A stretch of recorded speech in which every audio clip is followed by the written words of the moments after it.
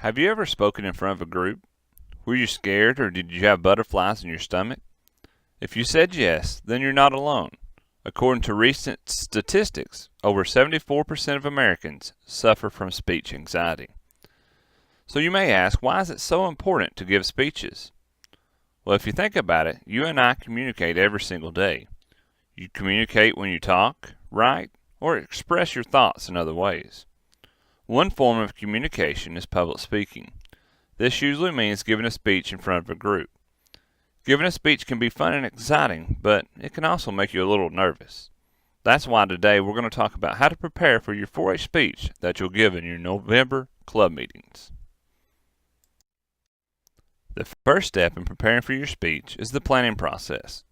One of the most difficult tasks in preparing for a speech is the selection of a good and interesting topic. So you might ask yourself, am I interested in this topic? Will I be able to find information about it?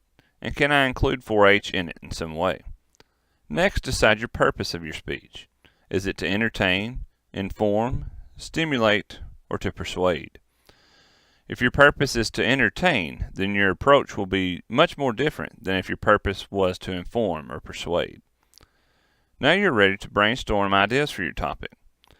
So write out ideas on a notebook paper by outlining the information that you gather. You can gather information from your extension office or our 4-H office, the library, the internet, or even you can interview authorities on that topic. Just make sure that you're using reliable sources and that you use multiple sources to ensure that your information is accurate. The second step in preparing for your speech is organization. A good speech will have 3 major parts: the introduction, the body, and the conclusion, much like a hamburger. First, the top part of our burger is the introduction. The introduction needs to get the audience's attention by giving a famous quote, a surprising fact, maybe by asking a question, relating a personal experience, or by using words or verses from a poem or song. This is your chance to greet your audience and also to stimulate their appetite for what's to follow. Next is the meat. The meat is the body of your speech, where you get into the importance of your topic. This is the longest part of your speech and gives the important facts that you are trying to cover.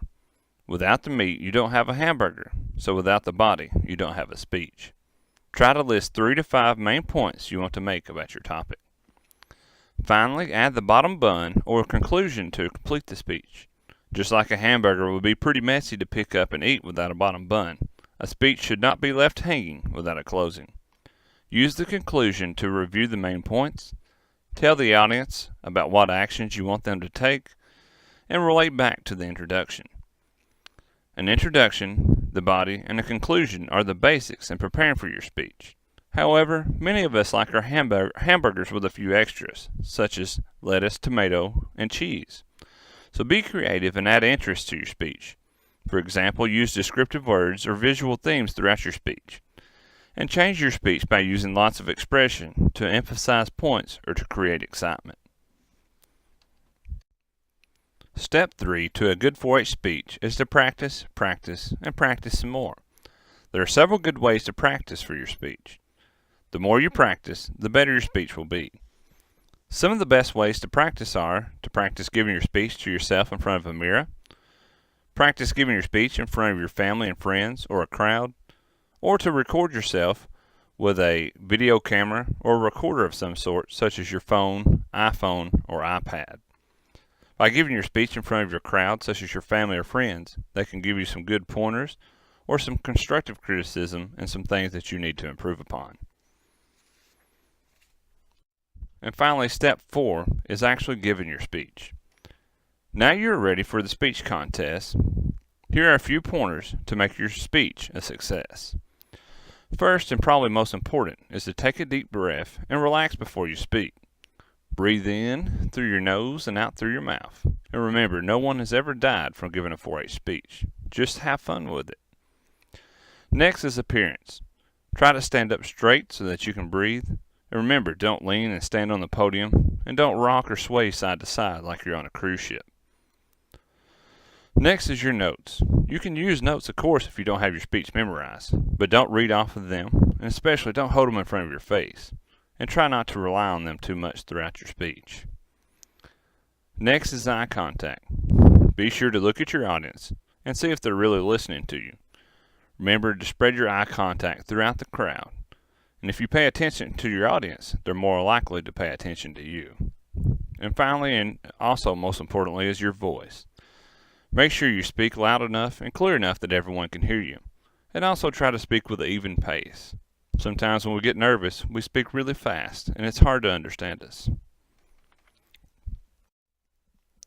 Although winning gives us a thrill of victory, of greater importance is the knowledge and skill of communication that you gain through giving your speech. Everyone can benefit from public speaking, so remember to plan your speech, organize it, remember in the hamburger, practice it, and you'll be ready to give your speech with success. Your life will be richer if you develop skillful communication with other people. Almost every profession that comes in contact with the public needs people like you that have good public speaking skills. How effectively you communicate throughout your life will show in your home, your work, your community, and even your country.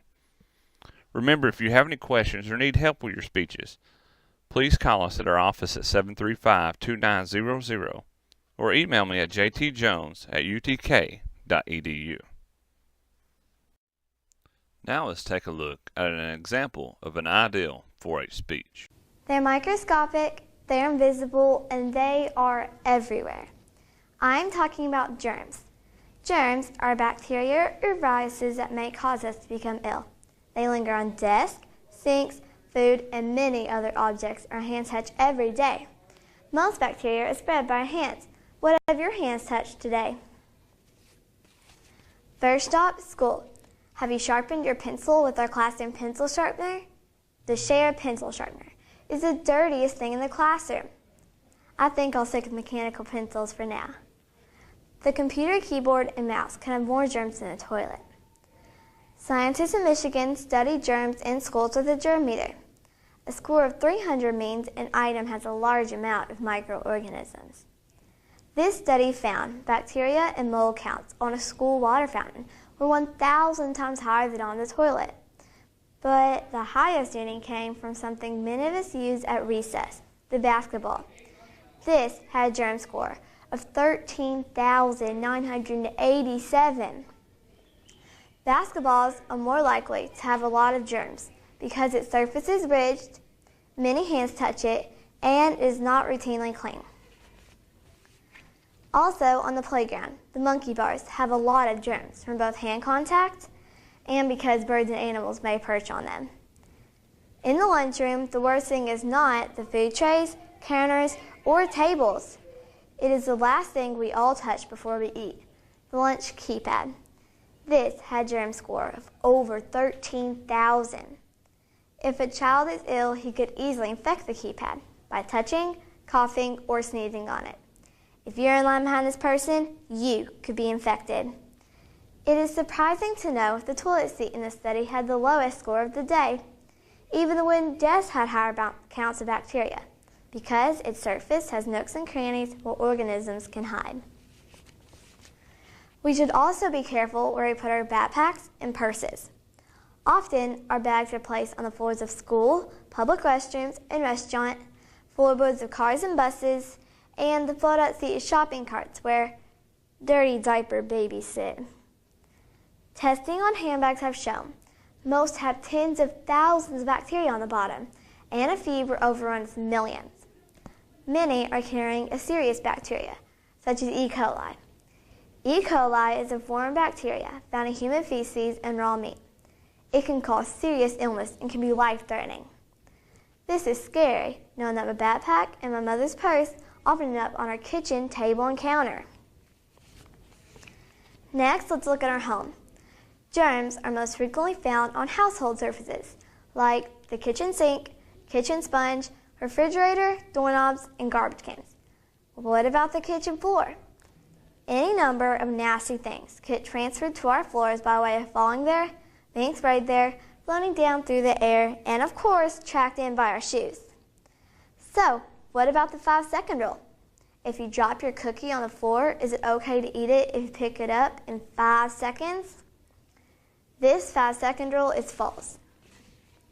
A high school student in Chicago tested this myth by dropping gummy bears and fudge-type cookies on a tile floor contaminated with bacteria. Both foods have bacterial contamination before 5 seconds. Mythbusters, a show on Discovery Channel, also disproved this myth. Their test showed food dropped on the floor was contaminated in only 2 seconds. It also showed moist food, like meat or cheese, would pick up more bacteria than a dry item, like M&Ms when dropped on the floor. Avoiding germs is nearly impossible. However, being aware where germs are lurking can help us reduce our risk. Most importantly, wash your hands with soap and warm water for 20 seconds. This is about the same time it takes to sing the happy birthday song twice. Hand sanitizer does work and should be used when soap and water are not available. Always cover your mouth or nose when coughing or sneezing. It is best to cough or sneeze into a tissue, throw it away, and wash your hands. Get lots of rest, eat healthy, and keep your germs to yourself.